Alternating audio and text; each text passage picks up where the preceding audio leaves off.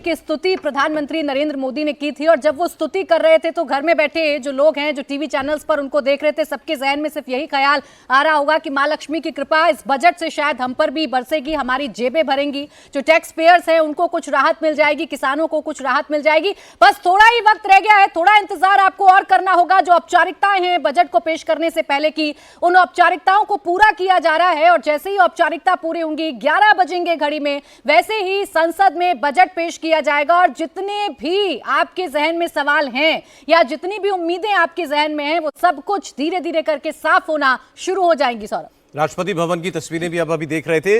वित्त मंत्री राष्ट्रपति भवन में इस वक्त हैं। राष्ट्रपति से मंजूरी के बाद अब इसके बाद ये कैबिनेट में रखा जाएगा ये मसौदा और उसके बाद 11 बजे वित्त मंत्री जो है इस बजट को पेश करेंगे पार्लियामेंट के अंदर। प्रदीप सिंह जी भी स्टूडियो में आ चुके हैं। सर, बहुत स्वागत है आपका। नमस्कार आपको। बजट के लिए सब अपनी अपनी उम्मीदें बता रहे हैं सर, अब पूरी जो हो सो हो, लेकिन बताना तो हमारा फर्ज है। बिल्कुल।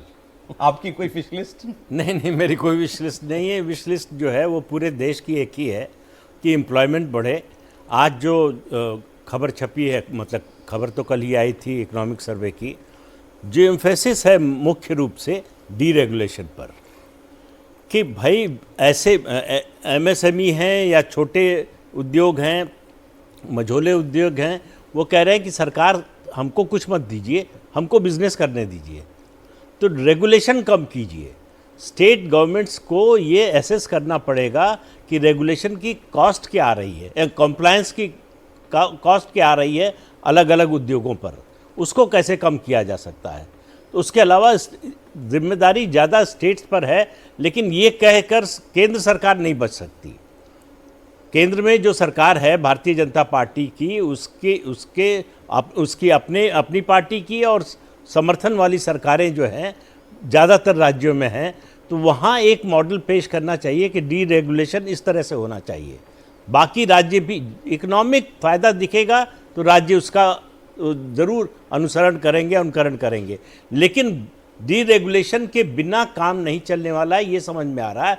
सरकार ने एक चीज़ कोरोना के समय से बड़ी स्पष्ट कर दी थी कि फिस्कल प्रूडेंस का जो रास्ता है उसको नहीं छोड़ेगी, और इकोनॉमिक सर्वे से भी लग रहा है और उसके अलावा भी इस तरह की कोई इंडिकेशन नहीं है कि सरकार फिस्कल प्रूडेंस का जो रास्ता उसने अख्तियार किया उसको छोड़ेगी, क्योंकि जैसे आप फिस्कल डेफिसिट बढ़ाएंगे वैसे ही महंगाई बढ़ जाएगी और उसका असर जो होगा वो ज़्यादा भयानक होगा। आपने देखा कोरोना के दौरान दुनिया में तमाम देशों ने फिस्कल डेफिसिट की चिंता छोड़ दी और बेतहाशा करेंसी छापना शुरू किया। उसका नतीजा आज यह है कि उनके यहाँ महंगाई बहुत ज़्यादा है और उस समय बड़ी आलोचना हुई थी प्रधानमंत्री नरेंद्र मोदी की। कहा गया कि इनको इकोनॉमिक्स समझ में नहीं आती, अर्थशास्त्र जानते नहीं हैं।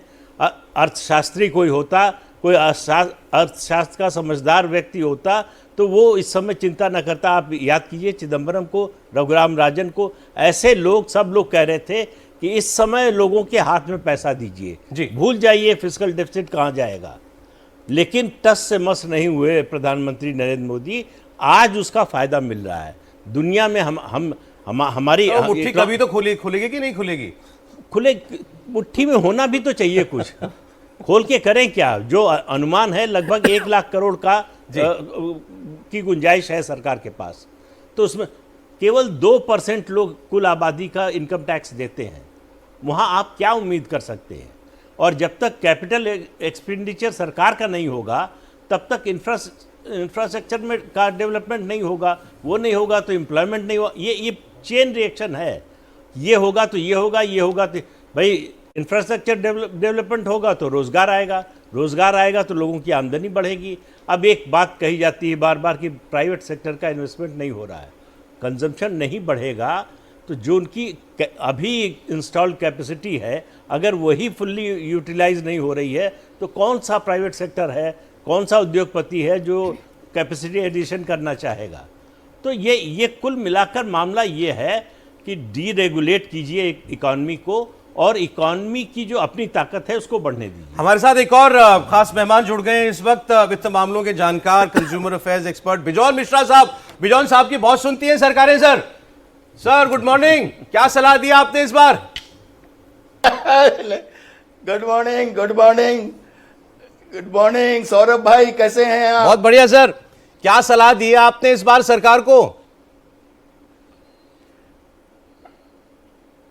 अरे भाई, एक तो हम बता दें कि हम हैदराबाद से बैठकर हमारे जितने दिल्ली के पैनलिस्ट हैं उनको भी हम नमस्कार करते हैं, स्वाति जी आपको भी, और आपके जितने मतलब शागिर्द लोग हैं, जितने आपके व्यूअर्स हैं, सबको नमस्कार।